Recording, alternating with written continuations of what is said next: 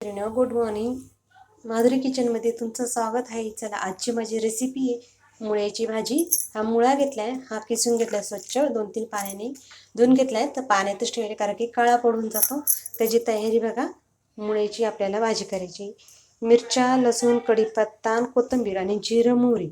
चला, पहिले आपण कढई तापत ठेवू गॅसवर आणि चला भाजी रेसिपीला सुरुवात करू. कढई चालू करून घेऊ. गॅस चालू केला, त्याच्यात तेल टाकून घेऊ.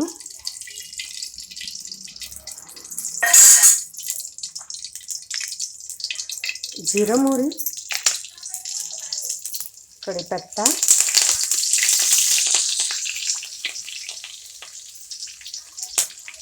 मिरच्या, लसूण,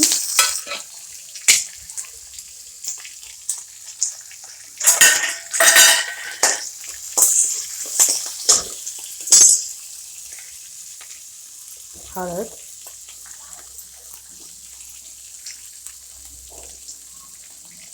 हिंग, मिरच्या, लसूण तळून घेऊ. मुळा घेतलाय, मुळ्यातलं सगळं पाणी काढून घेऊ. कोरडा मुळा करून घ्या आपण. मुळातलं सगळं पाणी, मुळ्याची सगळं पाणी काढून घेतले. आता आपण कढईमध्ये टाकून घेऊ.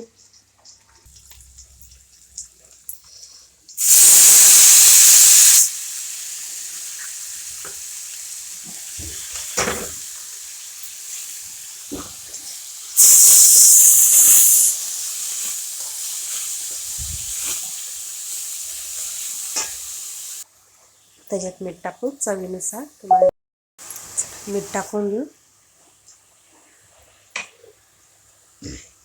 हलवून घेऊ.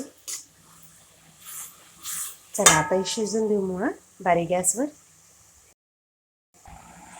अधूनमधून हलवत राहू. पाणी कोरडं होतं. आपण थोडंसं पाणी राहिले, कोरडं होऊन देऊ आपण. आपलं पाणी आकसून गेले नाही. त्याच्यात आपल्याला कोथिंबीर टाकायची. कोथिंबीर बी हलवून घेऊ चांगली.